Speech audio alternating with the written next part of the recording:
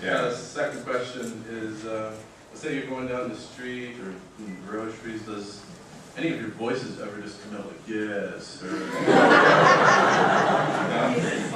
Well, it's, I must annoy my family because,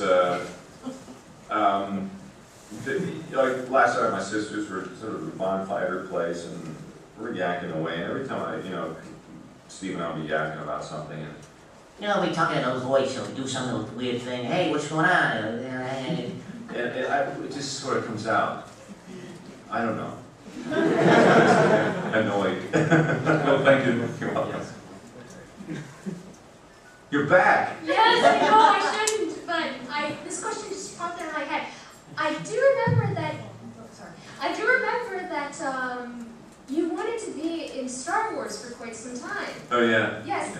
If you actually did get to be Star Wars, if it was your choice, who would you play? And could you give us a little snippet of that? Well, I auditioned for the show.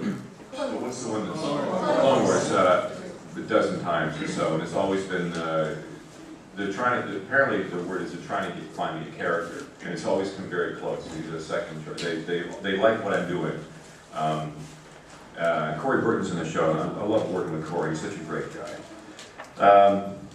And a lot of the sort of the characters I voice are those sort of weird admirals or leaders or of, like a real diplomatic thing like this, sort of British, but you can picture them.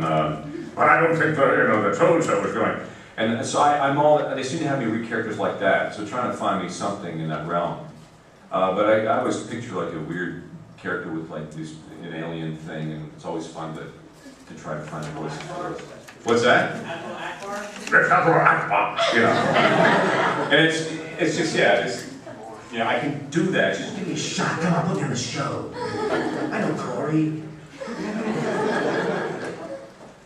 Yeah, you're welcome. Yeah, it's me again. I've got a quick one. This is just regarding voice acting. I've read that is in some places that you now have a studio in your house in LA or something like that. Oh yeah. So the question is how much recording do you do now out of your house for your job, and how has that affected the way you work? So in terms of working out of home. A lot. I do a ton. I mean, all the auditions are there. A lot of trailer sessions. Like I have a second setup at my mom and dad's house in Peterborough in the basement. It's a great sounding room down there, and I got both my mics. I use a shotgun for trailers and promos, and a Neumann for character work. And I'm there all the time. Because sometimes it's, things come in during the day, and so I could be in there for a couple hours and not get out.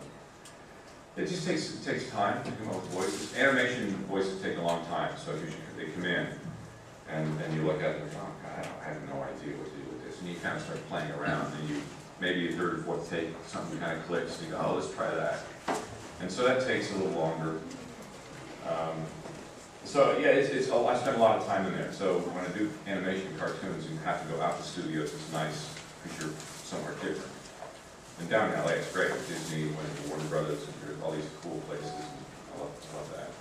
Yes, do you love working at your house then? Or? A lot of work, yeah.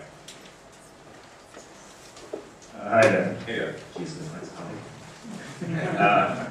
I am volunteer, and I actually have a question for you from my sister. Okay. Because she actually really loved you as a showrunner from Inuyasha. Oh, yeah. And like she would watch like all 2 billion episodes just to see like 2 seconds you would be in for just like one episode. And in Japan, they finished the 2nd season for it. Oh yeah. And I heard they're dubbing for it right now. Like Kelly Sheridan said something about how she was doing her lines for all the episodes. And I was wondering, because you're living in the States now, will you not be reprising your role as a If showrunner? it's done in Canada, no. No. No, it won't be.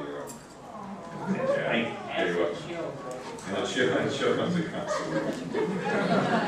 It's not cost effective, and it's just it doesn't. I can't. Yeah. Hi. Hi, how are you? Good. First of all, I want to say you're very articulate when you speak. Oh, I never know. I just in my head I hear myself going on and mumbling, and thank you. Come across very articulate. What I want to add, I just recently found out the Clint Eastwood film, The Good, Bad, and the Ugly. Yeah. The dialogue was dubbed in later on after the film was shot. Mhm. In your case there, when you're doing like any of the animations, I mean, a lot of work goes into just creating that character and making Right. it move and all that there. You go in, you do the read. It's, all the time, I would say most of the time it's going to be a good read. Mhm. Did they do any post work on the voice after Yeah. that? They do. Every cartoon series, at least in LA, that we've done, there's always been, you think, oh, that's it, we're all done now. And then they get a call, hey, they want you back to do pickups. And you go, for what? Are we not done? So no, they'll send the animation over to overseas, wherever it goes, and it comes back and something doesn't work right. So there's always pickups, so we'll go back in and fix, we'll do little touch-ups. So it's like the 3 beats, again, like you animate, and you gotta fix the voice. I've done live as well, like live flip flaps for live action. Now, when you were out in Vancouver doing Beasties and Reboot, you were doing that there. The rumor mill was that they were shooting that stuff in the European standard. Was that true? I don't know. Oh, Steve, okay. do you know that? Actually, the audio recording standard is world physical, but the actual animation was done in PAL and then transcoded and then used. Yeah. Simply because it was Mattel or Hasbro, and they were starting to ship the stuff off to Japan, and that was a big focus for them. Well, whatever you do it well. Oh, thank you. That's what my parents say. I don't know what you do. But thank you very much. Anyone else? There you go. Hi. Hi. My question is on the Beast Machines. Mm-hmm. Would you have considered Megatron actually to be the good guy instead of Optimus Primal? For the reason that in the whole Beast War saga, the whole reason for the animals was just to protect their bodies from being damaged. Because technically they always wanted to be in robot form no matter what.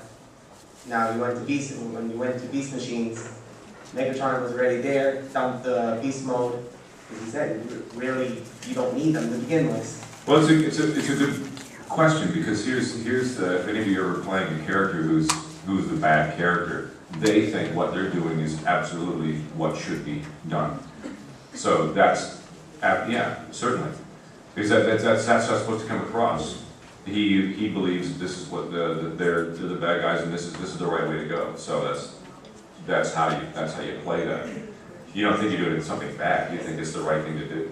I saw that Megatron was actually the good guy in that saga. Yeah, that's what's supposed to. You're right. It's a very good point you bring up. That's what's supposed to happen. That's what's supposed to be. Because he believes if they don't follow me, then you're going to, it's going to be all wrong. So yeah, it's a very good point. The second question was, what do you think of having Wasminator on your team again on the Beast Machines? Who? What? Wasminator, aka Oh, yeah. Yeah, we were trying to get Scott down, but he couldn't work in the U.S. and it was a weird thing. We all wanted to come down. And I think Jeff Bennett did Waspinator. Tom Kenny did. That's right, because it was Jeff or Tom. Yeah, that was fun. But it would have been neat to have Scott in there. Thank you. You're welcome. Mr. Kaye? Hi. Fan number 100,203. Bear with me as I try not to pass it up. Okay, so I was just wondering what were your goals for the future in terms of projects that you'd like to do on, any kind of character archetypes that you'd like to voice, things like that. Oh, it's there's so many things that every day that come across the desk in LA.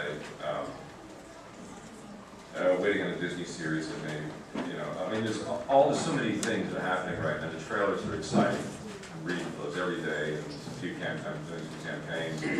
So every day is something different, something new. So yeah, it's hard to choose one thing, but everything is going exactly as planned. That's your question.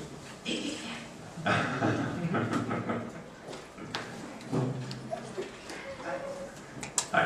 You were saying that you worked with Frank Welker on Yes. Scooby-Doo. Did it ever come up in conversation that you both the Megatron? And if so, did you ever work about it? Oh yeah, so you don't hate me today. He goes, no,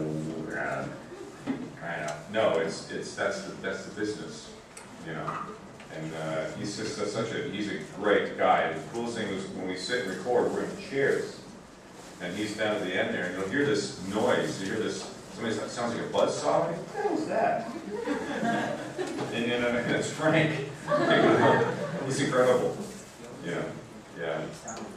Oh, he's wild. Yeah, it's great. But no, not at all. TFcon, the same thing. You know, I see Peter out there. I always bow down to Peter, but he's shorter than I am, so I have to get really good. Because oh, you're Peter Collin. Yeah. Yeah, I thought you'd be like taller than I am. That's all, thank you very much. You're welcome. Hi. Hi, how are you? Good. Good. I just wanted to know, when you were working at Mainframe Entertainment, how often did you get to work with Tony J? Or how So often? Mainframe, that Tony J was never. He was where was he? He was never in. He was actually he was Megabyte on Reboot. and Yeah, that but he was wasn't big. based in no. His Oh, he was based in recorded somewhere else? Somewhere else, Okay. yeah. My understanding was that it was all done within the same. He was never there. No, he was somewhere else. He was Oh, okay. either in LA or someplace. Yeah. Okay, never mind. Yeah. Thank you. Such a great voice, Tony. Yeah. Yeah. Unfortunately, we are out of time. Thank you all so much for great questions, by the way. Thank you all for coming. The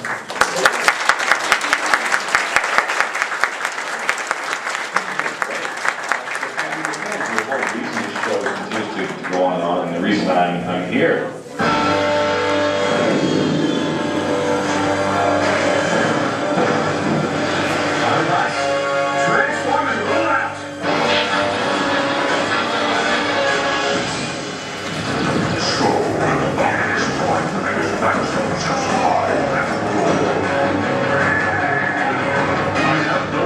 These pennies scrolls down. Computer, access the transfer cell.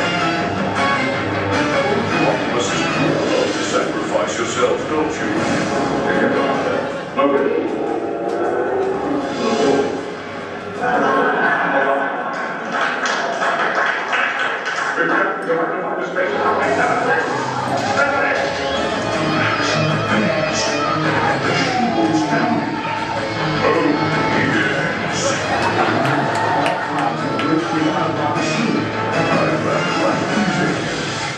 Now that, huh? Yes.